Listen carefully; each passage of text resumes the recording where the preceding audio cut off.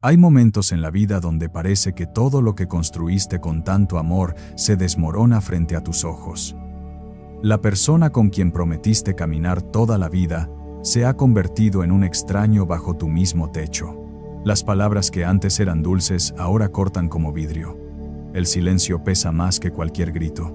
Y en medio de ese dolor, una pregunta te persigue cada noche. ¿Habrá forma de recuperar lo que se perdió? Esta no es una pregunta nueva. Desde tiempos antiguos, hombres y mujeres han enfrentado la agonía de ver su pacto matrimonial al borde del colapso. Pero déjame decirte algo que quizás nadie te ha dicho con esta claridad. Tu matrimonio no está muerto mientras tú sigas respirando fe sobre él. El pastor David Paul Yonggi Cho solía compartir una verdad revolucionaria que transformó miles de hogares al borde del divorcio. Él observó que en el reino espiritual, la restauración no comienza cuando ambas partes están listas, sino cuando una sola persona decide ponerse en la brecha con autoridad divina. Una sola persona orando correctamente, hablando correctamente, actuando correctamente, puede cambiar la atmósfera completa de un hogar. Ahora bien, comencemos por el principio. Cuando el profeta Oseas recibió una instrucción desconcertante de Dios, muchos no pudieron entenderlo. «Ve y toma por esposa una mujer fornicaria», le dijo el Señor. ¿Por qué le pediría Dios algo así a su profeta? Porque Oseas iba a convertirse en un símbolo viviente del amor redentor de Dios hacia su pueblo infiel. La historia de Oseas y Gomer no es solo una narrativa antigua, es un espejo del corazón de Dios hacia los matrimonios rotos. Gomer abandonó a Oseas repetidamente, se prostituyó, lo humilló públicamente. Sin embargo, Dios le ordenó a Oseas: «Ve otra vez, ama a esa mujer que es amada de su compañero aunque es adúltera». Este es el primer principio que necesitas entender en lo profundo de tu espíritu. Dios es un Dios de restauración, radical.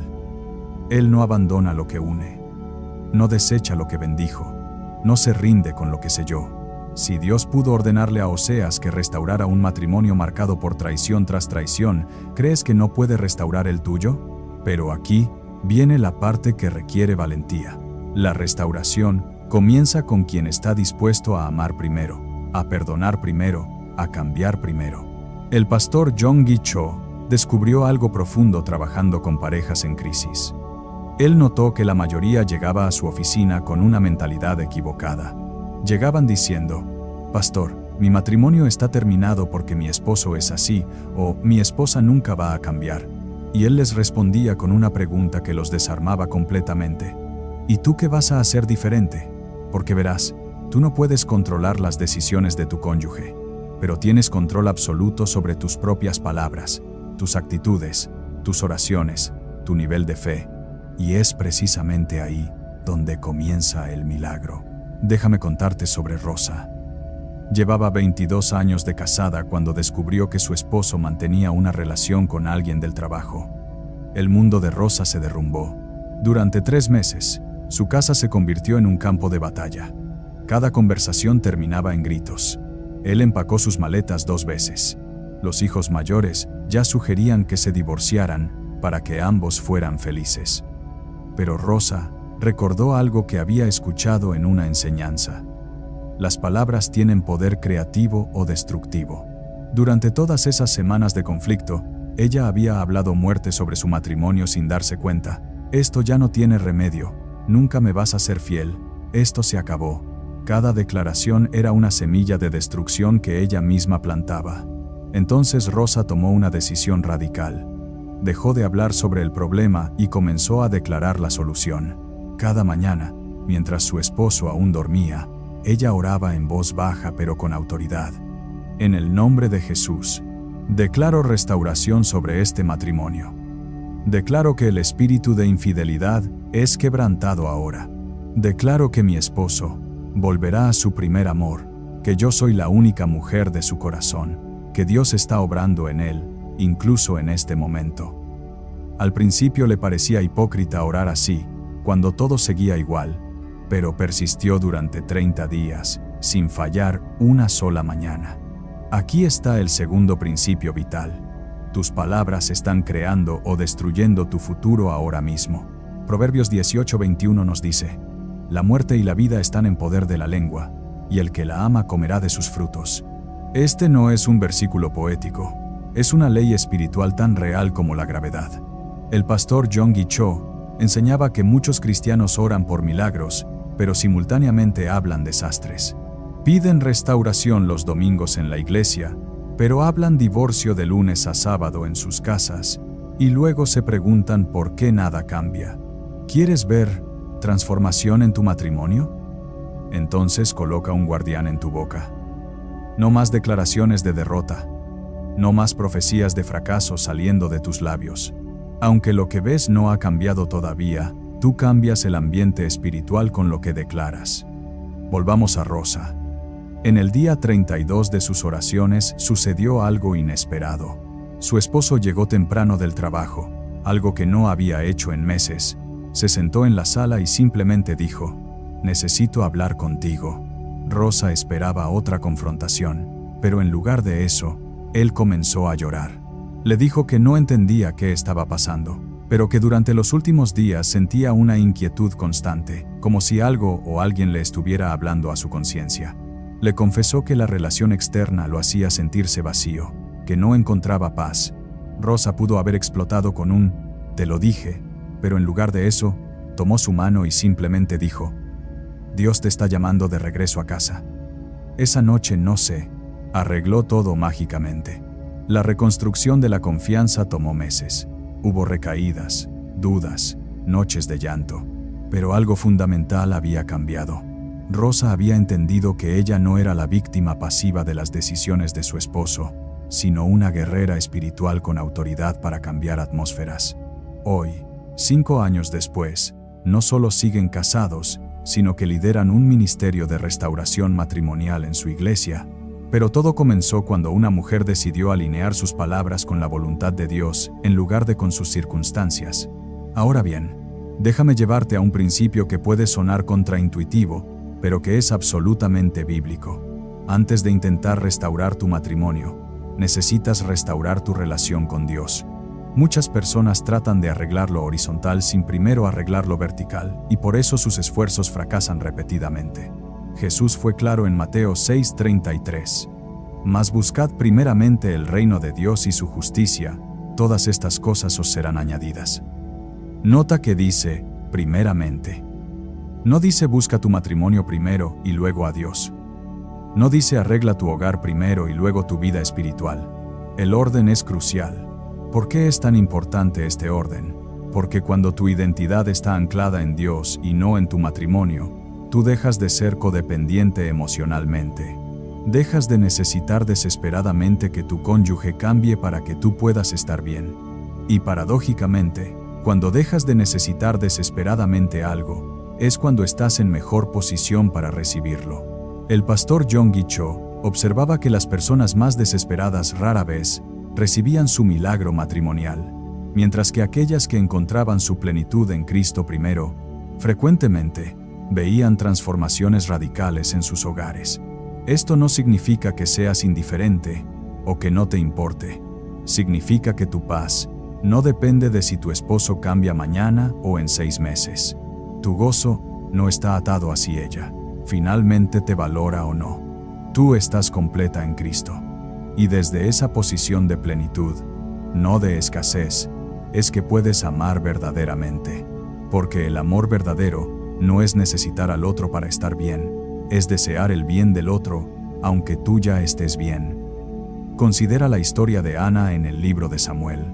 Ella estaba en una situación matrimonial dolorosa. Penina, la otra esposa de Elcana, la provocaba amargamente por su esterilidad. Aunque Elcana amaba más a Ana, ella vivía en constante angustia. ¿Qué hizo Ana? No conspiró contra Penina, no manipuló a Elcana, no se dedicó a hacer la vida imposible en el hogar. Ana fue al templo, derramó su alma delante de Dios, hizo su petición con fe, y luego el texto dice algo hermoso. Se fue su camino y comió, y no estuvo más triste. Ana entregó su angustia a Dios, y recuperó su paz, antes de ver el cambio en su circunstancia. Y fue desde esa paz que llegó su milagro. Permíteme ser directa contigo por un momento. Si tu matrimonio está en crisis y tú estás corriendo de conferencia en conferencia, de consejero en consejero, de libro en libro, pero no estás invirtiendo tiempo genuino de intimidad con Dios, estás construyendo sobre arena. No importa cuántas técnicas aprendas, cuántos consejos recopiles, cuántas oraciones repitas mecánicamente.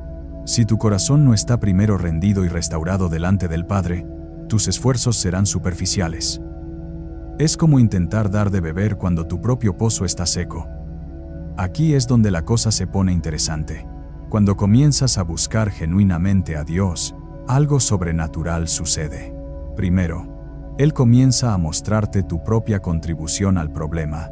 Y sé que esto duele escucharlo, especialmente si sientes que tú eres quien ha sido herido, quien ha sido traicionado, quien ha intentado mantener todo unido.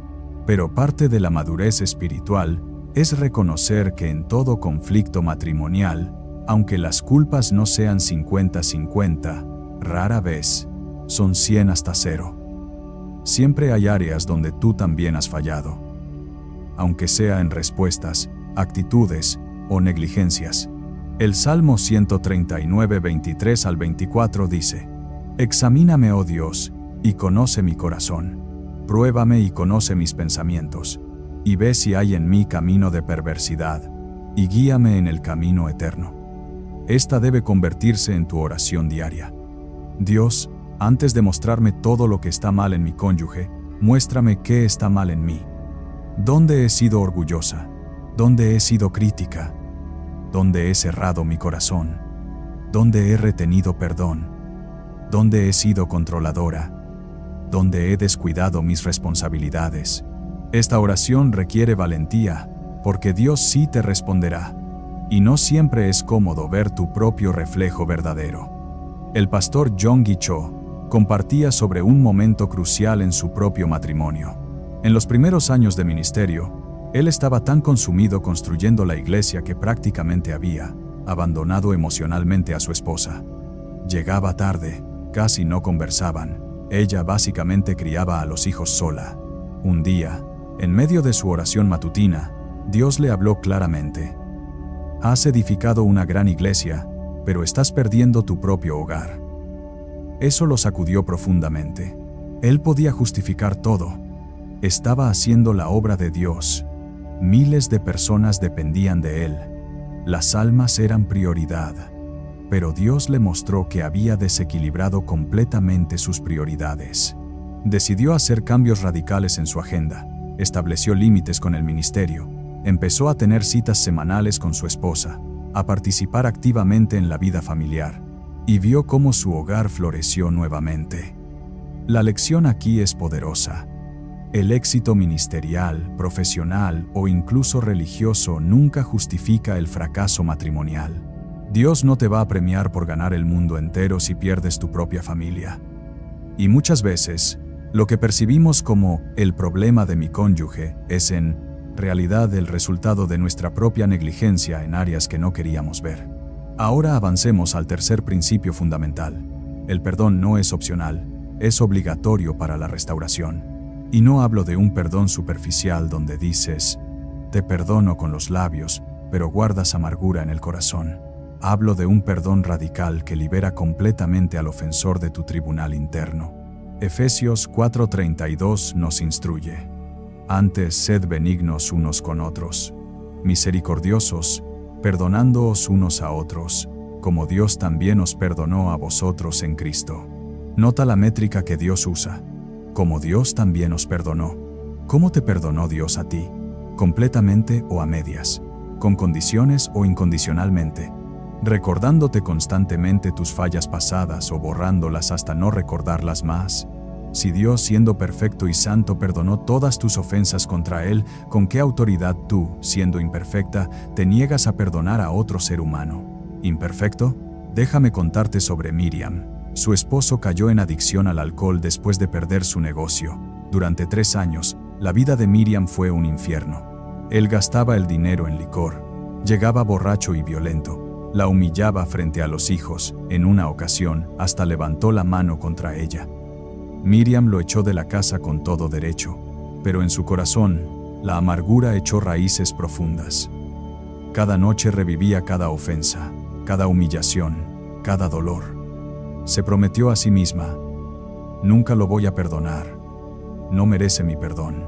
Un año después, su esposo fue a rehabilitación. Se convirtió genuinamente, dejó el alcohol, consiguió trabajo, le pedía perdón constantemente, rogaba por otra oportunidad. Pero Miriam tenía su corazón blindado. Muy tarde, le decía, ya me hiciste mucho daño. Sus hijos le suplicaban que le diera una oportunidad a papá, que había cambiado realmente. Pero ella sentía cierta satisfacción oscura en verlo sufrir, en tener el poder de negarse. Que pruebe por años que cambió, y tal vez entonces, pensaba, ¿sabes qué pasó? Miriam comenzó a enfermarse. Primero fueron dolores de cabeza constantes, luego problemas estomacales, después insomnio crónico. Los doctores no encontraban causa médica, gastaba fortunas en consultas, hasta que una noche, orando, Dios le habló con claridad. Tu enfermedad es amargura, estás envenenándote a ti misma. Miriam quiso argumentar, pero Dios, ¿viste todo lo que me hizo? ¿Viste cómo sufrí? Y escuchó en su espíritu. Sí, vi. Y también vi cómo mi hijo sufrió por los pecados de ustedes dos. Y los perdonó a ambos. ¿Quién eres tú para retener lo que yo solté? Esa noche, Miriam tuvo que tomar la decisión más difícil de su vida. De rodillas, entre lágrimas, dijo: Señor, yo decido perdonarlo. No porque lo merezca, no porque lo sienta, sino porque tú me perdonaste primero, sin yo merecerlo. Suelto cada ofensa, cancelo cada deuda, lo libero completamente. Y algo sobrenatural sucedió. Sintió como si cadenas invisibles cayeran de su pecho. Pudo respirar profundo por primera vez en años. En las siguientes semanas, todos sus síntomas físicos desaparecieron sin tratamiento. Ahora bien, perdonar no significó que Miriam regresó inmediatamente con su esposo. La restauración de la confianza tomó tiempo. Hubo un proceso de consejería. Establecieron límites saludables.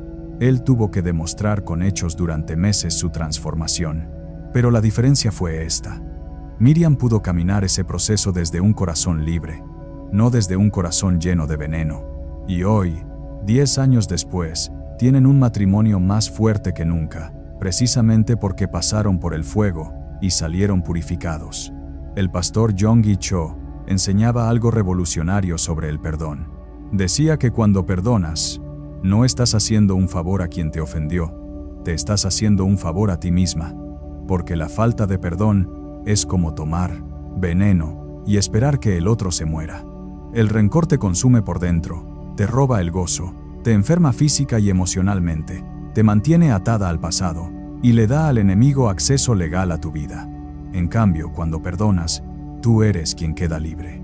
Ya no estás cargando esa mochila de resentimiento que pesaba toneladas.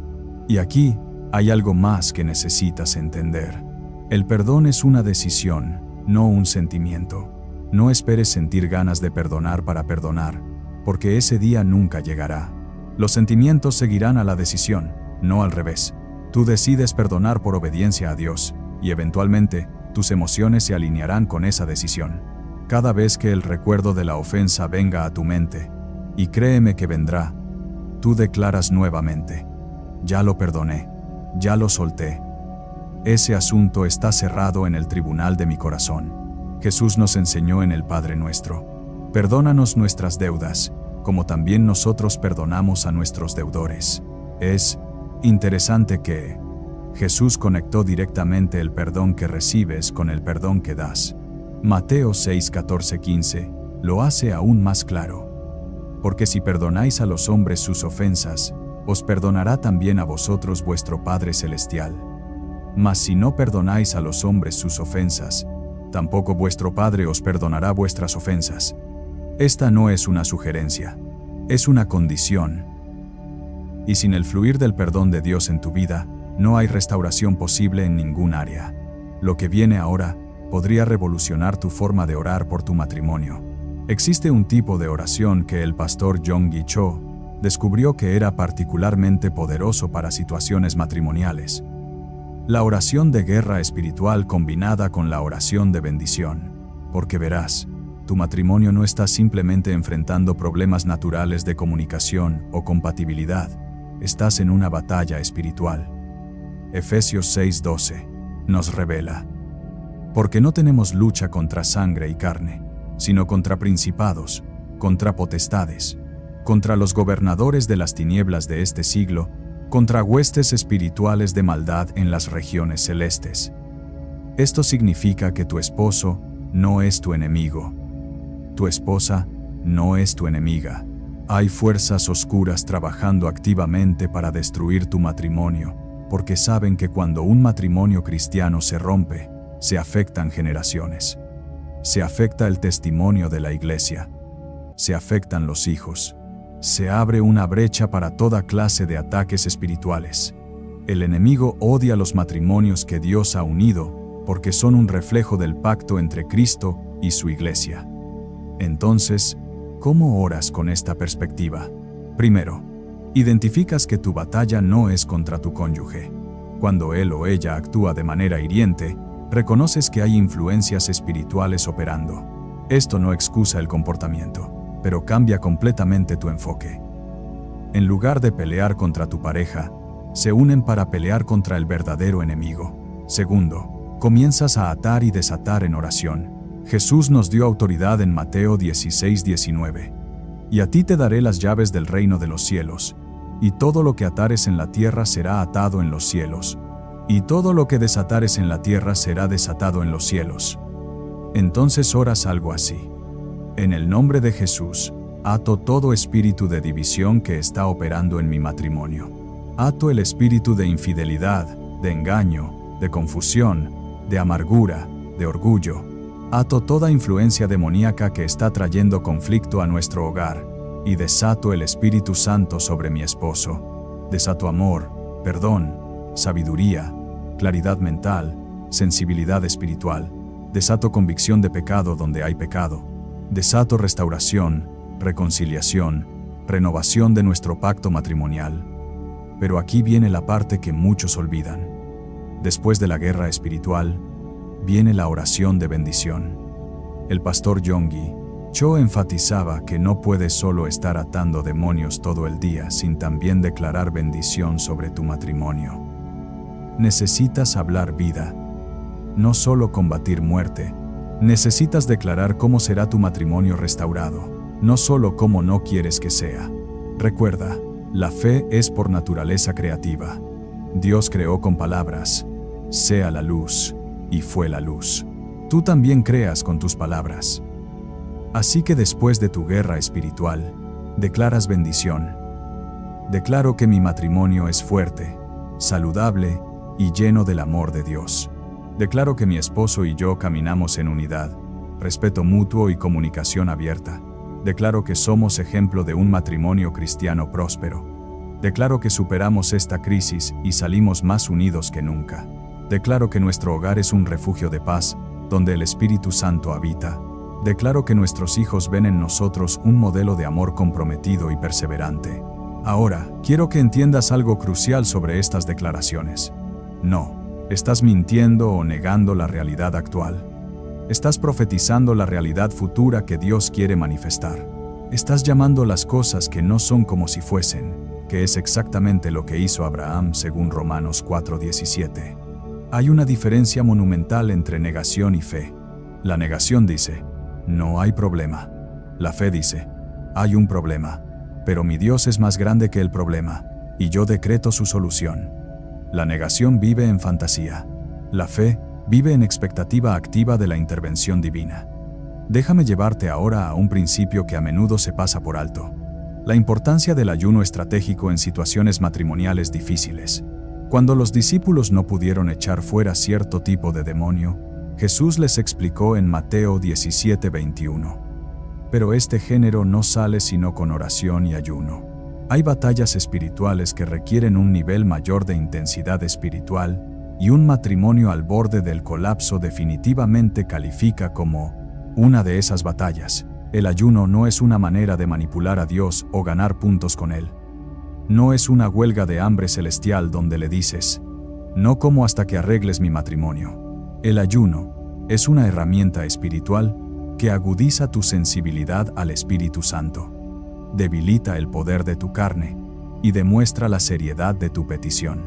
Es decir, Dios, esto es tan importante para mí que estoy dispuesta a negarse incluso alimento para buscar tu rostro con mayor intensidad. El pastor Yonggi Cho tenía una práctica que él recomendaba para crisis matrimoniales serias, un ayuno de 21 días de oración concentrada. No necesariamente un ayuno total sin alimentos, que debe hacerse bajo supervisión y según tu salud lo permita, pero sí un ayuno intencional. Podría ser de ciertos alimentos, de ciertas comidas del día, o incluso de otras cosas además de comida como televisión, redes sociales o entretenimiento. Lo importante es crear un espacio intencional donde tú priorizas buscar a Dios por encima de tu comodidad normal. Durante ese periodo de 21 días, tú dedicas tiempo específico cada día a oración, lectura bíblica, adoración y escuchar a Dios. No solo pides, también escuchas. No solo hablas, también adoras. No solo presentas tu crisis, también celebras quién es Dios independientemente de tu situación. Algo sucede en el ámbito espiritual cuando una persona se consagra así. Fortalezas demoníacas comienzan a debilitarse. Claridad espiritual aumenta. La fe se eleva. Cosas que parecían imposibles empiezan a verse posibles nuevamente. Ahora, déjame ser práctica contigo. Si decides hacer un ayuno de 21 días, necesitas estructura. Día 1 a 7. Enfócate en intercesión por tu cónyuge. Ora por su salvación o renovación espiritual, por liberación de cualquier atadura, por sabiduría y revelación sobre su propósito. Día 8 a 14. Enfócate en ti misma. Pídele a Dios que te transforme, que remueva de ti todo orgullo, amargura o expectativa incorrecta. Pide humildad, amor genuino, gracia para perseverar. Día 15 a 21. Enfócate en decretar restauración sobre tu matrimonio. Declara promesas bíblicas específicas sobre tu hogar. Agradece por anticipado el milagro que está en camino. Y mientras ayunas y oras, algo más está sucediendo. Estás sembrando una semilla espiritual. Lucas 6:38 dice, «Dad, y se os dará, medida buena, apretada, remecida y rebosando darán en vuestro regazo, porque con la misma medida con que medís, os volverán a medir». Cuando tú sacrificas tiempo, comodidad y alimento en busca de la restauración de tu matrimonio, estás sembrando, y las leyes espirituales de la siembra y la cosecha son inquebrantables. Vas a cosechar, tal vez no en el tiempo que tú esperas, pero definitivamente vas a cosechar. Ahora bien, hablemos sobre algo profundamente práctico que puede cambiar la atmósfera de tu hogar inmediatamente. El poder de servir. Jesús mismo modeló esto cuando lavó los pies de sus discípulos. En Juan 13, 14, 15 dijo, «Pues si yo, el Señor y el Maestro, he lavado vuestros pies, vosotros también debéis lavaros los pies los unos a los otros. Porque ejemplo os he dado, para que como yo os he hecho, vosotros también hagáis». Aquí está el principio contraintuitivo. Cuando tu matrimonio está en crisis, tu primer instinto es retirarte, protegerte, guardar distancia. Dejas de hacer cosas por tu cónyuge. Después de todo piensas, ¿por qué debería servirle si él o ella no me está sirviendo a mí? Pero ese pensamiento mantiene el ciclo de distanciamiento. Alguien tiene que romper el patrón, y Jesús nos muestra que el liderazgo espiritual verdadero se demuestra sirviendo primero, no esperando ser servido. El pastor Yonggi Cho compartía sobre una mujer en su congregación cuyo esposo la había abandonado emocionalmente. Él llegaba del trabajo, comía en silencio, se encerraba en su estudio, dormía de espaldas a ella. Era como vivir con un fantasma. Esta mujer sentía que ya no tenía nada que dar, pero el pastor la desafió. Durante 30 días, sírvelo como si fuera el mejor esposo del mundo, no porque lo sea, sino como un acto de fe y obediencia a Dios. Ella aceptó el desafío, aunque con escepticismo. Comenzó a preparar sus comidas favoritas. Le planchaba la ropa con esmero especial. Le dejaba notitas de aliento. Oraba por él en voz alta antes de que saliera al trabajo. Le preguntaba genuinamente por su día. Todo esto sin esperar absolutamente nada a cambio. Los primeros días él ni siquiera lo notó, o al menos no reaccionó. Pero algo estaba cambiando en el ambiente invisible de ese hogar. En el día 14, él le preguntó: ¿por qué estás siendo tan amable conmigo?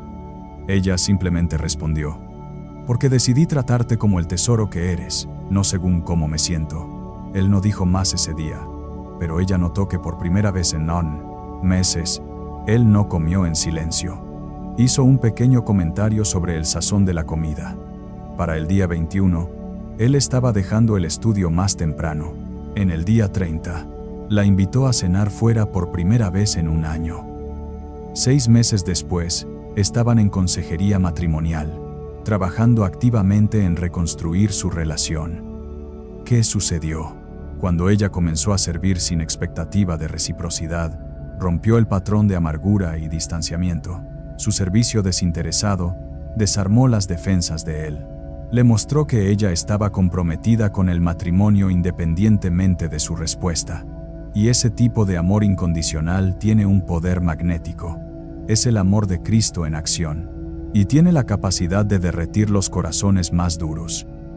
Ahora, necesito hacer una pausa importante aquí. Servir no significa convertirse en felpudo. Servir no significa tolerar abuso.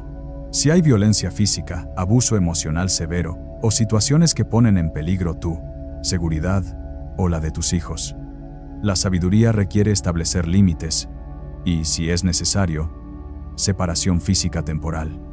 Dios nunca te pide que permanezcas en peligro activo. Puedes orar por restauración desde un lugar seguro. Puedes creer en milagros sin exponerte a daño continuo. El amor es sacrificial, pero no es suicida. Dicho esto, si tu situación no involucra abuso, sino simplemente frialdad, distanciamiento o conflicto, el servicio estratégico puede ser una herramienta poderosa. Y cuando sirves, hazlo con excelencia. No de mala gana, no con actitud de mártir, no suspirando dramáticamente para que sepan cuánto estás sacrificándote. Hazlo con alegría genuina, como al Señor. Colosenses 3:23-24 dice: y todo lo que hagáis, hacedlo de corazón, como para el Señor, y no para los hombres, sabiendo que del Señor recibiréis la recompensa de la herencia, porque a Cristo el Señor servís. Cuando cambias tu perspectiva y ves cada acto de servicio hacia tu cónyuge como un acto de adoración a Dios, todo cambia. Ya no estás dependiendo de la respuesta o el agradecimiento de tu pareja para sentirte valorada. Tu recompensa viene de Dios. Tú le estás sirviendo a Cristo a través de servir a tu cónyuge. Y eso te da una motivación inagotable que no se seca cuando no ves resultados inmediatos. Ahora permíteme compartir un principio que el pastor Yonggi Cho consideraba absolutamente esencial: la renovación de tu mente con la palabra de Dios.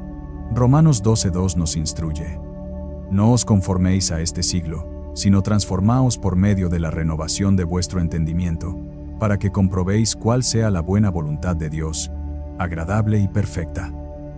Tu mente está constantemente siendo bombardeada con mensajes del mundo sobre el matrimonio. Si no eres feliz, divórciate. Tú mereces a alguien mejor. No tienes que aguantar nada. La vida es corta. Busca tu felicidad. Estos mensajes, aunque suenan liberadores, están no decanados en nada lies, directamente opuestos a los principios del reino de Dios. El matrimonio cristiano no se basa en sentimientos fluctuantes, sino en un pacto inquebrantable. No se sostiene sobre felicidad circunstancial, sino sobre compromiso profundo. No se mide por lo que recibes, sino por lo que das. Y si tú permites que tu mente sea formada por la filosofía del mundo, tus esfuerzos de restauración siempre serán saboteados por pensamientos contrarios. Necesitas saturar tu mente con la verdad de Dios sobre el matrimonio. Lee Malaquías 2:16, donde Dios declara: porque Jehová Dios de Israel ha dicho que Él aborrece el repudio. Medita en Marcos 10:9. Lo que Dios juntó, no lo separe el hombre. Declara Hebreos 13:4. Honroso sea en todos el matrimonio, y el lecho sin mancilla. Estudia Efesios 5 sobre el matrimonio como reflejo de Cristo y la Iglesia. Empápate de 1 Corintios 13 sobre el amor paciente, bondadoso, que no lleva cuentas del mal. Cuando estas verdades se arraigan profundamente en tu mente, empiezan a transformar tus pensamientos automáticos. Cuando tu primer pensamiento en medio de una pelea es, ya me cansé, me voy. Un segundo pensamiento basado en la palabra contrarresta, no. Dios aborrece el divorcio, y yo persevero porque mi pacto es sagrado. Cuando piensas, mi cónyuge nunca va a cambiar, la palabra responde, para Dios no hay nada imposible. Cuando el desánimo dice, ya invertí demasiado tiempo, no vale la pena seguir intentando, la verdad declara, el amor nunca deja de ser. El pastor Yonggi Cho recomendaba escribir tarjetas con versículos sobre el matrimonio y colocarlas en lugares estratégicos, en el espejo del baño, en la cocina, en el tablero del auto, en tu escritorio. Cada vez que tu vista caiga sobre ellas, lees en voz alta esa verdad. Estás programando tu mente con la perspectiva de Dios. Y cuando tu mente está renovada, tus emociones eventualmente se alinean y finalmente tus acciones se transforman. Aquí es donde muchos cristianos se quedan cortos. Oran pidiendo un milagro matrimonial, pero siguen consumiendo contenido que alimenta su amargura. Ven programas donde el divorcio es glorificado. Leen artículos que justifican el abandono. Escuchan canciones que romanticizan la infidelidad. Se rodean de amistades que constantemente critican a sus cónyuges y los animan a rendirse. Y luego se preguntan por qué su fe no produce resultados. Es porque están sembrando y cosechando mensajes contradictorios. Si quieres restauración, necesitas crear un ambiente mental y emocional que la apoye. Esto significa ser selectiva con lo que ves, lees, escuchas y con quién pasas tiempo. Necesitas amistades que fortalezcan tu fe, no que la debiliten. Necesitas consejeros que crean en la restauración, no que te empujen al divorcio. Necesitas contenido que edifique tu esperanza, no que la destruya. Tu mente es el campo de batalla principal, y tú decides qué ejército tiene acceso a ella. Prepárate porque lo siguiente va a incomodarte, pero también liberarte. Uno de los principios más difíciles pero más poderosos para la restauración matrimonial es este. Deja de hablar mal de tu cónyuge. Suena simple, pero es revolucionario. Santiago 3:5-6 nos advierte sobre el poder de la lengua. Así también la lengua es un miembro pequeño, pero se jacta de grandes cosas. He aquí, cuán grande bosque enciende un pequeño fuego. Y la lengua es un fuego, un mundo de maldad. Cada vez que tú hablas negativamente sobre tu esposo o esposa, estás haciendo varias cosas dañinas simultáneamente. Primero, estás reforzando en tu propia mente una narrativa negativa. Tu cerebro comienza a buscar evidencia que confirme lo que estás diciendo, y de repente, todo lo que ves son defectos. Segundo, estás sembrando una imagen negativa de tu cónyuge en la mente de quienes te escuchan. Si logras restaurar tu matrimonio, ahora tus amigos y familia tienen una percepción terrible de tu pareja. Tercero, estás abriendo puertas espirituales para acusación demoníaca. El diablo es llamado el acusador de los hermanos, y cuando tú acusas constantemente a tu cónyuge, estás haciendo su trabajo. María experimentó esto de manera dramática. Cada vez que se juntaba con sus amigas de la iglesia, dedicaban horas a quejarse de sus esposos. Era casi un ritual: café, galletas y una competencia no declarada de quién tenía el esposo más insoportable. María se desahogaba contando cada defecto, cada error, cada decepción. Sus amigas la consolaban. «Ay, amiga, ¿qué aguantas? Yo en tu lugar ya lo hubiera dejado. Los hombres nunca cambian». María se sentía validada, pero su matrimonio empeoraba cada semana. Un día, una mujer mayor de la iglesia, doña Esperanza, la escuchó y la llamó aparte. «Hija», le dijo, «¿qué estás construyendo con tus palabras?». María se sintió defensiva. «Solo estoy siendo honesta sobre mi situación». Doña Esperanza respondió, «No, Estás destruyendo tu matrimonio con tu propia boca. Proverbios 14:1 dice que la mujer sabia edifica su casa, pero la necia con sus manos la derriba. Tus palabras son tus manos. Cada queja es un martillazo a los cimientos de tu hogar. María se ofendió inicialmente, pero esas palabras la persiguieron. Comenzó a darse cuenta de que tenía un hábito destructivo profundamente arraigado. Así que tomó una decisión radical. Durante 90 días, no diría ni una sola palabra negativa sobre su esposo a nadie, ni a sus amigas, ni a su familia, ni siquiera a sí misma en su mente. Si necesitaba procesar algo difícil, se lo decía directamente a Dios o a un consejero profesional cristiano, pero no cotillaría más sobre su matrimonio. Los primeros días fueron tortuosos. Su lengua parecía tener voluntad propia. En las reuniones con amigas, tenía que morderse la lengua literalmente cuando empezaba la sesión de quejas. Se disculpaba y salía antes. Algunas amigas la acusaron de creerse superior, pero María perseveró. Y algo asombroso empezó a suceder. Al no estar constantemente verbalizando lo negativo, su mente empezó a notar cosas positivas que antes pasaba por alto. Su esposo siempre había sacado la basura, pero ella nunca lo apreciaba. Él trabajaba duro para proveer, pero ella lo daba por sentado. Él realmente amaba a sus hijos, aunque no fuera perfecto. En el día 40 del experimento, María se atrevió a hacer algo más.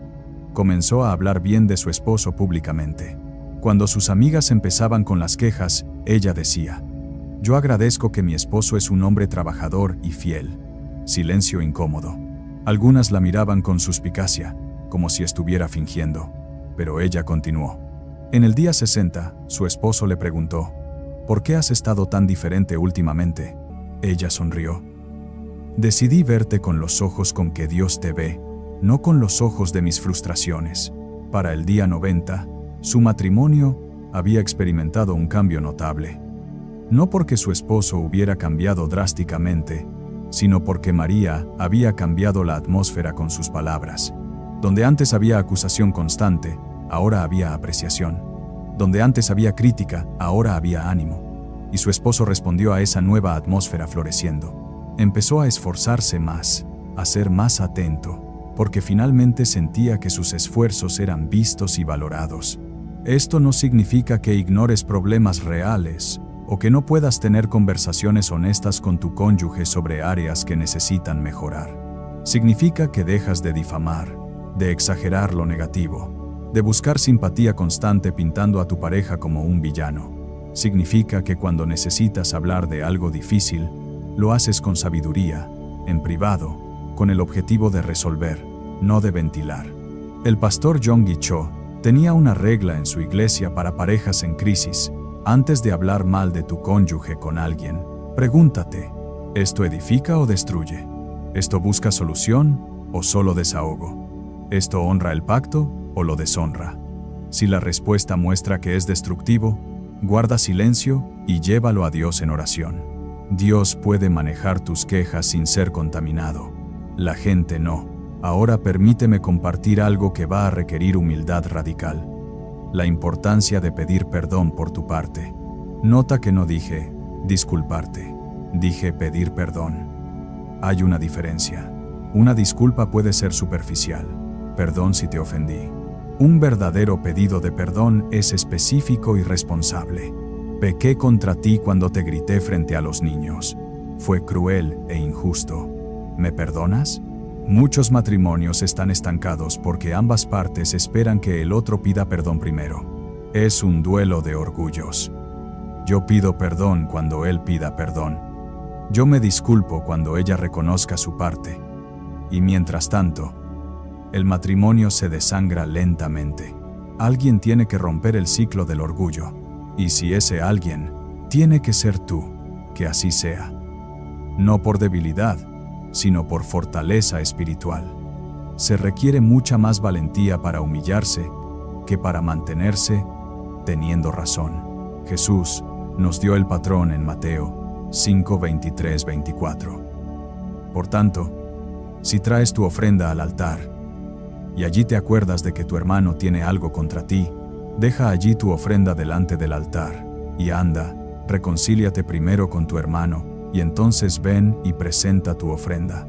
Jesús no dijo, si tú tienes algo contra tu hermano, dijo, si tu hermano tiene algo contra ti.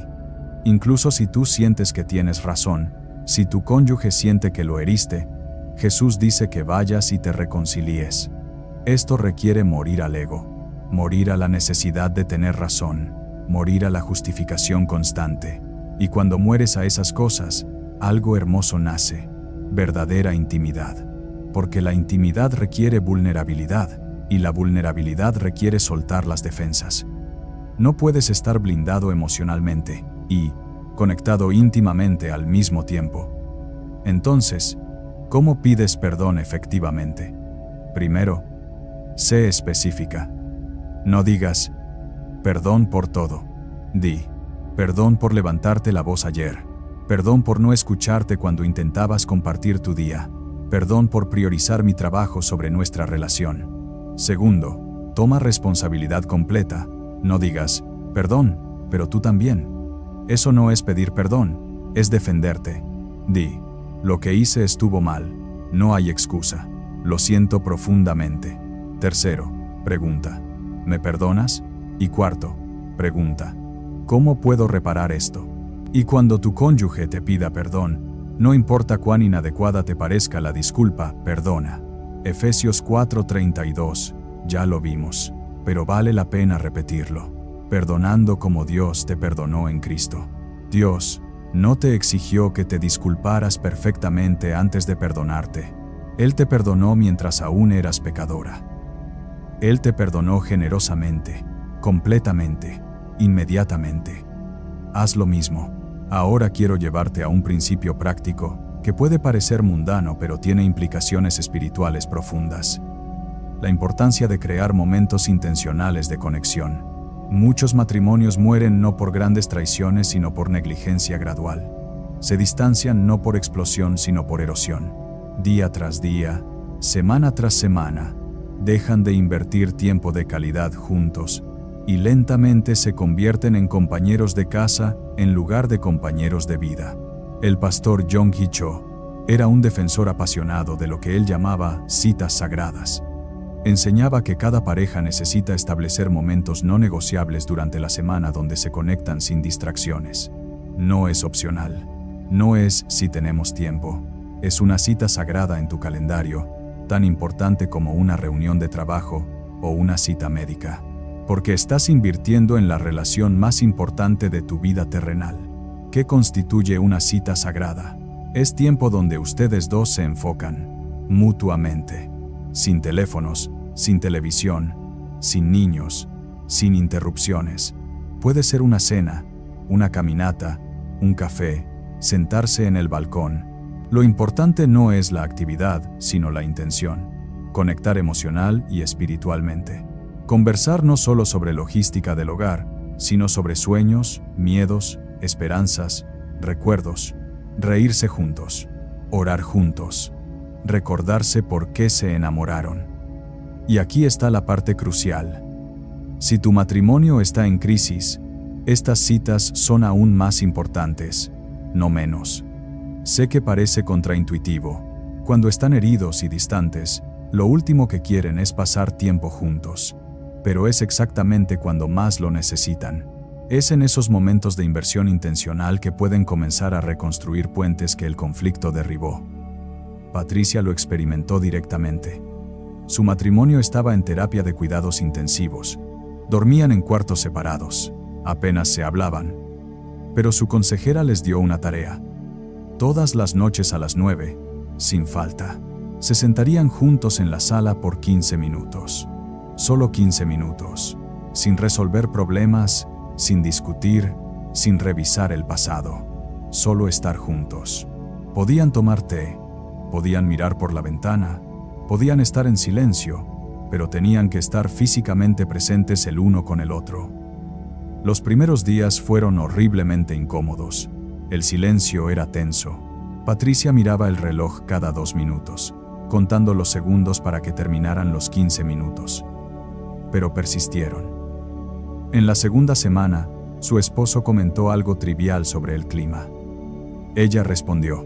Intercambiaron 3 oraciones. Progreso microscópico, pero progreso. En la tercera semana, él le contó sobre un problema en el trabajo. Ella escuchó sin juzgar, sin dar consejos no solicitados, solo escuchó. Él agradeció. Para el final del segundo mes, esos 15 minutos se habían extendido naturalmente a 30, a veces 45. Estaban teniendo conversaciones reales nuevamente, recordando historias de cuando eran novios, riéndose tímidamente de sus propias tonterías. La ternura estaba regresando, no de golpe, sino gota a gota, pero regresando. Hoy, 3 años después, Patricia dice que esos 15 minutos forzados fueron el punto de quiebre que salvó su matrimonio, porque creó un ritual de conexión que rompió el patrón de evitación mutua. El punto es este: el amor no se sostiene solo con sentimientos, se sostiene con decisiones consistentes. Y una de esas decisiones es elegir conectar regularmente, incluso cuando no tengas ganas, especialmente cuando no tengas ganas, porque el amor maduro no espera sentir para actuar, actúa. Y los sentimientos eventualmente siguen. Esto se relaciona directamente con un principio bíblico profundo: la mayordomía. En Mateo 25, Jesús cuenta la parábola de los talentos. El mayordomo fiel fue quien invirtió lo que se le confió. El mayordomo negligente fue quien enterró su talento y no hizo nada con él. Tu matrimonio es un talento que Dios te confió. No lo entierres con negligencia. Inviértelo con intencionalidad. Y cuando inviertes, aunque sea en pequeñas cantidades consistentes, obtienes retorno. Cada cita sagrada es una inversión. Cada conversación vulnerable es una inversión. Cada acto de servicio es una inversión. Cada oración juntos es una inversión. Y las inversiones pequeñas pero consistentes, con el tiempo, producen rendimientos exponenciales. No esperes sentir mariposas en el estómago antes de invertir. Invierte, y las mariposas eventualmente regresarán. Ahora, hay otro aspecto crítico que no podemos ignorar: la vida sexual en el matrimonio. 1 Corintios 7:3-5 es muy claro al respecto. El marido cumpla con la mujer el deber conyugal, y asimismo, la mujer con el marido. La mujer no tiene potestad sobre su propio cuerpo, sino el marido, ni tampoco tiene el marido potestad sobre su propio cuerpo, sino la mujer. No os neguéis el uno al otro, a no ser por algún tiempo de mutuo consentimiento, para ocuparos sosegadamente en la oración, y volved a juntaros en uno, para que no os tiente Satanás a causa de vuestra incontinencia. La intimidad física no es un aspecto secundario del matrimonio, es fundamental, y muchas veces, cuando un matrimonio está en crisis, la vida sexual es una de las primeras áreas que sufre. La distancia emocional se traduce en distancia física. La amargura mata el deseo. El resentimiento apaga la pasión. Y esto crea un círculo vicioso, porque la falta de intimidad física aumenta la distancia emocional, que a su vez disminuye más la intimidad física. Alguien tiene que romper ese ciclo. Y aunque suene mecánico, a veces necesitas restablecer la intimidad física, incluso antes de que la conexión emocional esté completamente restaurada. Porque la intimidad física tiene el poder de reconectar corazones, libera hormonas que promueven el vínculo, rompe barreras emocionales, recuerda a ambos que son uno, no dos enemigos. Ahora, sé sensible. Si ha habido traición o traumas, la restauración de la intimidad física requiere tiempo, paciencia y posiblemente consejería profesional. No se puede forzar. Pero si tu situación no involucra esos factores, sino simplemente apatía y distanciamiento, considera ser valiente e iniciar conexión física. No tiene que ser complicado o elaborado. Un abrazo genuino. Tomar su mano. Un masaje en los hombros. Estas pequeñas conexiones físicas pueden comenzar a derretir el hielo. El pastor Yonggi Cho enseñaba que el lecho matrimonial es santo y debe ser honrado. No es algo de lo que avergonzarse o que descuidar. Es un regalo de Dios para fortalecer el vínculo matrimonial, para expresar amor, para traer gozo mutuo. Y cuando esa área está saludable, fortalece todas las demás áreas del matrimonio. Cuando está descuidada, debilita todo lo demás. Así que ora específicamente por esta área. Señor, restaura la intimidad física en mi matrimonio. Quita toda barrera, todo resentimiento que esté bloqueando nuestra conexión. Dame gracia para iniciar cuando sea apropiado. Dame sabiduría para ser paciente cuando sea necesario. Pero restaura lo que el enemigo ha intentado robar en esta área de nuestra relación. Aquí hay algo más que necesitas escuchar. La restauración de un matrimonio no es un evento, es un proceso. No sucede de la noche a la mañana. No hay una oración mágica que instantáneamente arregle todo. Es una jornada que requiere paciencia, perseverancia y fe sostenida. Habrá avances y retrocesos. Habrá días donde ves progreso real y días donde parece que volvieron al punto de inicio. Y en esos días difíciles es donde tu fe realmente se prueba. El pueblo de Israel salió de Egipto en un día, pero les tomó 40 años entrar a la tierra prometida. ¿Por qué? Porque tenían mentalidad de esclavos que necesitaba ser transformada en mentalidad de conquistadores. La liberación fue instantánea, pero la transformación fue procesual. Lo mismo aplica a tu matrimonio. Puede haber un momento donde ambos decidan comprometerse nuevamente con la restauración, y eso es poderoso. Pero la transformación completa de patrones arraigados, heridas profundas y dinámicas destructivas toma tiempo. Necesitas la paciencia de un agricultor. El agricultor no siembra hoy y cosecha mañana. Siembra, riega, fertiliza, quita malezas, espera, confía en el proceso y en su tiempo cosecha.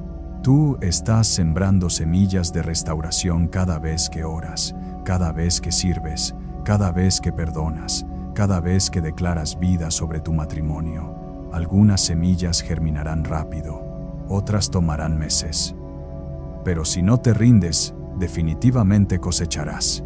Gálatas 6:9 nos da esta promesa. No nos cansemos, pues, de hacer bien, porque a su tiempo segaremos, si no desmayamos.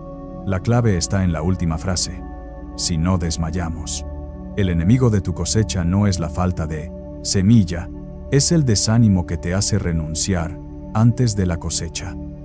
Muchas personas están a semanas, quizás días, de su avance cuando se rinden. No seas esa persona. Y durante el proceso, celebra los pequeños avances.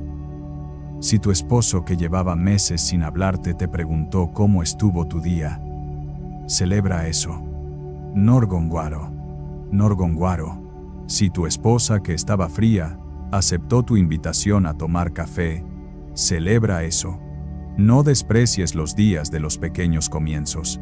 Zacarías 4:10 dice, porque los que menospreciaron el día de las pequeñeces se alegrarán. Cada paso pequeño es un paso hacia adelante. Acumula suficientes pasos pequeños y llegarás lejos. El pastor Yonggi Cho contaba sobre un matrimonio donde el esposo había tenido una aventura de 5 años. Cuando todo salió a la luz, el matrimonio parecía irrecuperable. La esposa estaba destrozada. La familia completa estaba en caos. Él genuinamente se arrepintió, cortó completamente la relación ilícita, buscó consejería, hizo todo lo correcto, pero ella no podía confiar. Cada vez que él salía, ella sospechaba. Cada llamada telefónica la ponía ansiosa. El dolor era constante. El pastor les dijo algo que los sorprendió. La sanidad completa tomará aproximadamente el mismo tiempo que duró el daño. Si la infidelidad duró 5 años, esperen que la restauración completa de la confianza tome cerca de 5 años. Esto devastó a ambos inicialmente. 5 años parecían una eternidad, pero también les dio perspectiva realista. No estaban fallando porque después de 6 meses ella todavía tenía inseguridades. Estaban en un maratón, no en una carrera de 100 metros. Y aquí está lo hermoso. Decidieron correr ese maratón juntos. Establecieron puntos de revisión cada 6 meses para evaluar el progreso. Y efectivamente, alrededor del año 5, ella se dio cuenta de que ya no sentía esa ansiedad constante. Ya no revisaba su teléfono. Ya no cuestionaba cada salida. La confianza había sido lentamente reconstruida, como un edificio que se levanta ladrillo por ladrillo. Hoy, 15 años después de aquella crisis, tienen un matrimonio que es testimonio vivo del poder restaurador de Dios. La lección es clara: dale tiempo al proceso. Ten expectativas realistas. No te condenes si la sanidad no viene tan rápido como quisieras. Pero tampoco uses el "tiempo lo cura todo" como excusa para no hacer el trabajo necesario. El tiempo solo no cura nada. El tiempo más el trabajo intencional, más la gracia de Dios, eso sí cura. Ahora quiero hablarte sobre algo que a menudo se subestima: el poder de la gratitud en medio de la crisis. Primera Tesalonicenses 5:18 dice: Dad gracias en todo, porque esta es la voluntad de Dios para con vosotros en Cristo Jesús. Nota que no dice, da gracias por todo, sino, en todo.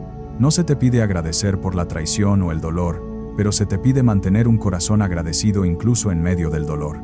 ¿Cómo es esto posible? Empiezas a buscar, intencionalmente, razones para agradecer que existen simultáneamente con tu crisis. Agradeces porque tienes un Dios que no te abandona, aunque tu cónyuge lo haya hecho. Agradeces por tus hijos, tu salud, tu iglesia, tus amistades verdaderas. Agradeces por las lecciones que estás aprendiendo en el valle. Agradeces porque esta crisis te está acercando más a Dios de lo que has estado en años. Agradeces porque incluso en medio del dolor, hay evidencias de la bondad de Dios. Esta práctica de gratitud tiene un efecto transformador en tu perspectiva. Es casi imposible estar simultáneamente amargada y agradecida. Son estados mutuamente excluyentes. Cuando cultivas gratitud activamente, desplazas amargura automáticamente. Tu enfoque cambia de lo que perdiste a lo que aún tienes, de lo que está roto a lo que Dios está reconstruyendo. El pastor Yonggi Cho sugería mantener un diario de gratitud durante periodos de crisis. Cada noche, antes de dormir, escribir 5 cosas por las que estás agradecida ese día. Pueden ser enormes o minúsculas. Agradezco que el sol salió hoy. Agradezco que mi hija me abrazó. Agradezco que tuve fuerzas para orar, incluso cuando no tenía ganas. Agradezco que Dios todavía me escucha. Este simple ejercicio reconfigura tu cerebro hacia la positividad y la esperanza. Y cuando te sea posible, expresa gratitud directamente a tu cónyuge. Incluso si aún hay distancia, incluso si todavía hay dolor, busca oportunidades para agradecer genuinamente. Gracias por pagar las cuentas este mes. Gracias por llevar a los niños a la escuela. Gracias por arreglar la puerta. Estas expresiones de gratitud crean un ambiente más positivo. Y los ambientes positivos son más propicios para la sanidad que los ambientes de crítica constante. Ahora quiero darte un principio que puede parecer radical. Ora. Bendición sobre tu cónyuge, no maldición. Esto es especialmente difícil si te han herido profundamente. Tu instinto natural es orar, cosas como: Dios, que le vaya mal hasta que entienda lo que me hizo, que sufra como yo sufrí, que vea las consecuencias de sus acciones. Pero Jesús nos enseñó algo completamente contraintuitivo en Lucas 6, 27-28. Pero a vosotros los que oís, os digo: amad a vuestros enemigos, haced bien a los que os aborrecen, bendecid a los que os maldicen, y orad por los que os calumnian. Si se nos pide orar por nuestros enemigos, ¿cuánto más por nuestro cónyuge que está en un momento de debilidad espiritual? Entonces tú oras: Señor, bendice a mi esposo, prospéralo en su trabajo, dale salud, protégelo, habla a su corazón, abre sus ojos espirituales, llévalo a un encuentro genuino contigo, libéralo de toda atadura que lo tiene cautivo. Usa esta situación para acercarlo más a ti. Este tipo de oración hace algo sobrenatural.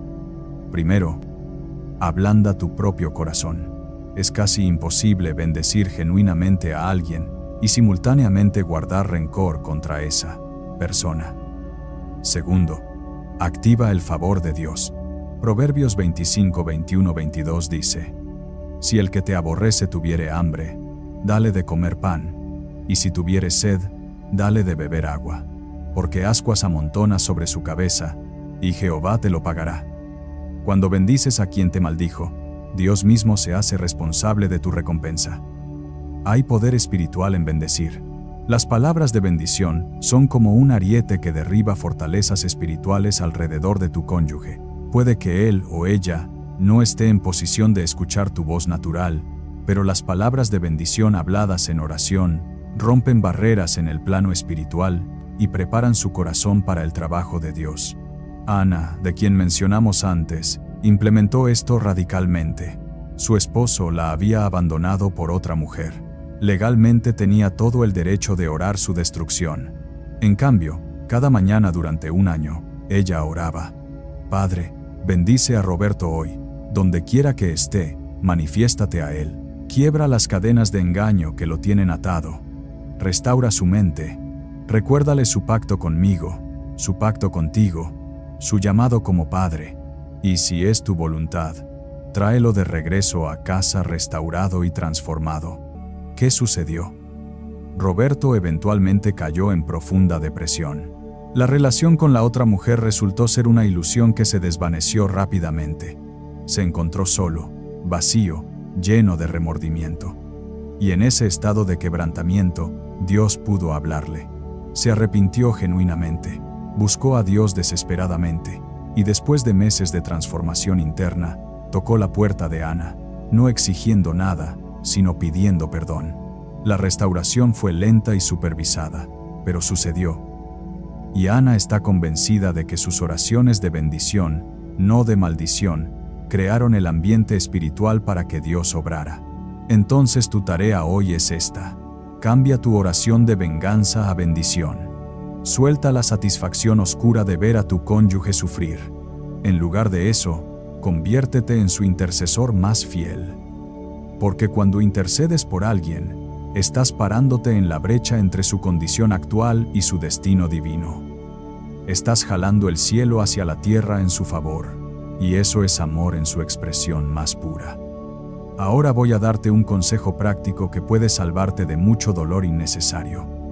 Sé estratégica sobre a quién le pides consejo. Proverbios 15:22 dice: Los pensamientos son frustrados donde no hay consejo, mas en la multitud de consejeros se afirman. Pero nota que habla de multitud de consejeros sabios, no cualquier consejero. Cuando tu matrimonio está en crisis, todo el mundo tendrá una opinión. Tu mamá te dirá: te lo dije que no era para ti. Tu amiga divorciada te dirá: déjalo, yo me siento tan libre ahora. Tu compañera de trabajo te dirá: consigue un buen abogado y quítale todo. Y si no eres cuidadosa, terminarás tomando consejo de personas que no tienen matrimonios saludables, que no comparten Buddha DC, tus valores cristianos, que proyectan sus propios fracasos sobre tu situación. Necesitas buscar consejo de personas específicas, cristianos maduros, cuyas vidas producen el fruto que tú deseas. ¿Quieres un matrimonio restaurado? Busca consejo de alguien que ha atravesado restauración. ¿Quieres perseverar en amor? Busca consejo de alguien con 30 años de matrimonio sólido. ¿Quieres sabiduría espiritual? Busca consejo de líderes espirituales probados que conocen la palabra y han visto a Dios obrar milagros. Y sé selectiva sobre cuánto compartes. No necesitas anunciar cada detalle de tu crisis a todo el mundo. Existe algo llamado sabiduría y discreción. Eclesiastés 3:7 dice que hay tiempo de callar y tiempo de hablar. No todo necesita ser público. No todo necesita ser procesado con 5 personas diferentes.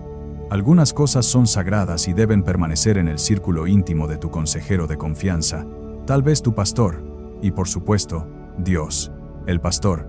John Cho advertía sobre el peligro de consejeros tóxicos, personas que, aunque bien intencionadas, siembran duda, miedo y desánimo en lugar de fe. Si después de hablar con alguien te sientes más desesperanzada, más amargada, más convencida de que tu matrimonio no tiene solución, esa persona no es un consejero sabio para ti en este momento. Necesitas voces que alimenten tu fe, no tu miedo. Esto no significa rodearte solo de personas que te digan lo que quieres escuchar. Buenos consejeros te confrontarán cuando necesites confrontación. Te dirán verdades incómodas cuando estés en error. Pero lo harán con amor, con el objetivo de edificarte, y siempre apuntándote hacia la verdad bíblica, no hacia la sabiduría del mundo. Y cuando busques consejería profesional, lo cual es altamente recomendable en crisis matrimoniales severas. Asegúrate de que sea un consejero cristiano, que comparta tu cosmovisión sobre el matrimonio como pacto sagrado. Un consejero secular puede tener herramientas útiles, pero si su fundamento filosófico es contrario a la palabra de Dios, eventualmente te guiará en dirección contraria a la voluntad de Dios. Permíteme ahora darte un principio que es la culminación de todo lo que hemos hablado. Restaurar tu matrimonio es, en última instancia, una batalla espiritual que se gana en tus rodillas. Segunda Crónicas 7:14 contiene una promesa poderosa. Si se humillare mi pueblo, sobre el cual mi nombre es invocado, y oraren, y buscaren mi rostro y se convirtieren de sus malos caminos, entonces yo oiré desde los cielos, y perdonaré sus pecados, y sanaré su tierra. Dios está diciendo, si tú te humillas, si oras, si buscas mi rostro, si te arrepientes donde necesitas arrepentirte, entonces yo actuaré, yo sanaré, yo restauraré. La promesa no depende de que tu cónyuge haga todo esto primero, depende de que tú lo hagas. Una persona genuinamente rendida a Dios puede cambiar el destino de toda una familia. Entonces tu llamado ahora es a una vida de oración sin precedentes. No oración casual, superficial, de 5 minutos distraídos. Oración profunda, persistente, apasionada. Oración que se niega a rendirse. Oración que toma autoridad. Oración que declara promesas. Oración que adora en medio de la tormenta. Oración que ayuna cuando es necesario. Oración que intercede. Oración que batalla. Oración que cree. Lucas 18:1 nos dice que Jesús contó una parábola para enseñarles que debían orar siempre y no desmayar. La parábola es sobre una viuda persistente que no dejaba de pedir justicia al juez hasta que finalmente, solo para dejar de ser molestado, el juez le hizo justicia. Y Jesús concluye, si un juez injusto responde a la persistencia, ¿cuánto más tu Padre Celestial que te ama responderá a tu clamor persistente? La clave es persistencia. No ores una vez y te rindas cuando no ves resultados inmediatos. Ora 100 veces, ora 1000 veces. Ora hasta que el cielo responda. Ora hasta que las cadenas se rompan. Ora hasta que tu cónyuge sea liberado. Ora hasta que tu matrimonio sea restaurado. Porque Dios honra la fe persistente, no la duda inconstante. Y mientras oras, recuerda este versículo de Isaías 43, 18-19. No os acordéis de las cosas pasadas, ni traigáis a memoria las cosas antiguas. He aquí que yo hago cosa nueva, pronto saldrá a luz, ¿no la conoceréis? Otra vez abriré camino en el desierto, y ríos en la soledad. Dios está diciendo, deja de vivir en el pasado doloroso, yo estoy haciendo algo nuevo. Estoy abriendo caminos donde no hay camino. Estoy trayendo vida a desiertos emocionales. Esto significa que no importa cuán muerto parezca tu matrimonio ahora, Dios puede resucitarlo. Él es el Dios que resucitó a Jesús de entre los muertos. ¿Crees que no puede resucitar tu matrimonio? Ezequiel 37 nos cuenta sobre el valle de los huesos secos. Los huesos estaban completamente secos, separados, sin vida aparente. Y Dios le preguntó a Ezequiel, ¿vivirán estos huesos? Ezequiel respondió sabiamente, Señor, tú lo sabes. Y cuando Ezequiel profetizó vida sobre esos huesos, comenzaron a juntarse, a cubrirse de carne, a recibir aliento, hasta que se levantó un ejército. Tu matrimonio puede parecer un valle de huesos secos ahora mismo, pero cuando tú profetizas vida sobre él, cuando declaras, matrimonio, vive en el nombre de Jesús, cuando hablas restauración con la autoridad que Dios te ha dado, los huesos empiezan a juntarse. Lo que parecía irrecuperable comienza a tomar forma nuevamente. Donde no había esperanza, brota vida nueva. Así que levántate hoy con renovada determinación. Deja el lamento y toma autoridad. Deja la pasividad y entra en guerra espiritual. Deja el victimismo y ponte el manto de guerrera intercesora, porque tu matrimonio vale la pena luchar por él. Tu pacto merece ser honrado. Tu familia necesita ver que Dios sigue siendo Dios de milagros. En este momento quiero que hagas algo conmigo. Donde sea que estés, coloca tu mano sobre tu corazón y repite en voz alta estas palabras. Padre Celestial, vengo delante de ti reconociendo que mi matrimonio necesita tu intervención milagrosa. Confieso que no puedo hacerlo sola. Te necesito desesperadamente. Decido creer que tú eres el Dios de restauración, que nada es imposible para ti, y que mi matrimonio no está más allá de tu poder redentor. Renuncio a todo desánimo, duda y desesperanza. Echo fuera todo espíritu de divorcio y división. Declaro que mi matrimonio vivirá y no morirá. Declaro que mi hogar será testimonio de tu poder transformador. Me comprometo a orar sin cesar, a hablar vida, a servir con amor, a perdonar completamente, a creer persistentemente. Ato todo plan del enemigo contra mi matrimonio y desato el poder del Espíritu Santo para obrar milagros. En el nombre poderoso de Jesús, declaro, mi matrimonio será restaurado.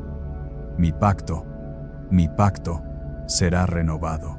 Mi amor será reavivado, y tú recibirás toda la gloria. Amén. Ahora déjame dejarte con esta última historia. El pastor Yonggi Cho conoció a una mujer cuyo esposo había firmado los papeles de divorcio. Ella los tenía en su mano, listos para firmar también y terminar oficialmente 25 años de matrimonio. Pero algo la detuvo. En lugar de firmar, rasgó los documentos y declaró: yo rompo todo decreto de divorcio en el nombre de Jesús. Este matrimonio no terminará así. Dios tiene la última palabra, no un documento legal. Su familia pensó que había perdido la razón. Su abogado le advirtió que estaba cometiendo un error. Pero ella se mantuvo firme. Durante 6 meses, su esposo vivió con la otra mujer. Durante 6 meses, ella oró, declaró, ayunó, creyó, contra toda evidencia natural. Y en el mes 7, su esposo apareció en la puerta, maletas en mano, llorando, diciendo: cometí el error más grande de mi vida. No sé si puedes perdonarme, pero necesito intentar recuperar lo que destruí. Hoy, 15 años después, no solo están juntos, sino que tienen un ministerio internacional de restauración matrimonial. Miles de parejas han sido impactadas por su testimonio de redención radical. ¿La lección? Nunca, jamás, subestimes lo que Dios puede hacer cuando una persona decide creer contra toda lógica, contra toda circunstancia, contra toda opinión externa. Tu situación puede lucir imposible, pero para Dios, lo imposible es su especialidad. Lucas 1:37 declara: porque nada hay imposible para Dios. Entonces tu tarea ahora es clara. No más pasividad. No más rendición. No más aceptar el divorcio como inevitable. Tú te levantas como guerrera espiritual, te paras en la brecha por tu matrimonio y declaras: hasta aquí llegó el enemigo. Mi matrimonio no será una estadística más. Mi familia no será destruida. Yo creo, y por lo tanto hablo. Mi matrimonio será restaurado, y Dios recibirá la gloria. Y mientras caminas este proceso, recuerda, no estás sola. Hay una nube de testigos que han caminado este camino antes que tú y han visto victoria. Hay un Dios todopoderoso que está contigo, que pelea tus batallas, que abre caminos en el mar, que hace milagros. Y hay un Espíritu Santo que te guía, te consuela, te fortalece en tu debilidad. Si este mensaje tocó tu corazón, si encendió nuevamente la llama de esperanza que pensabas estaba apagada, no te lo guardes, compártelo con alguien que necesita escucharlo. Suscríbete a este canal porque necesitarás recordatorios constantes de estas verdades. Y déjame un comentario contándome cómo estás aplicando estos principios. Tu testimonio futuro de restauración puede ser el catalizador que otra persona necesita para no rendirse. Recuerda, tu matrimonio es un campo de batalla espiritual, pero tú no peleas para obtener victoria. Peleas desde la victoria que Cristo ya ganó en la cruz. Efesios 6:10 nos anima, por lo purilla. Demás, hermanos míos, fortaleceos en el Señor y en el poder de su fuerza. Tu fuerza viene de Él, tu victoria está asegurada en Él, y tu matrimonio será restaurado por Él. Que el Dios de toda esperanza te llene de paz y gozo mientras confías en Él, para que reboses de esperanza por el poder del Espíritu Santo. Tu historia de dolor se está convirtiendo en testimonio de gloria. Créelo, decláralo, vívelo. Tu matrimonio vivirá y declarará las obras del Señor.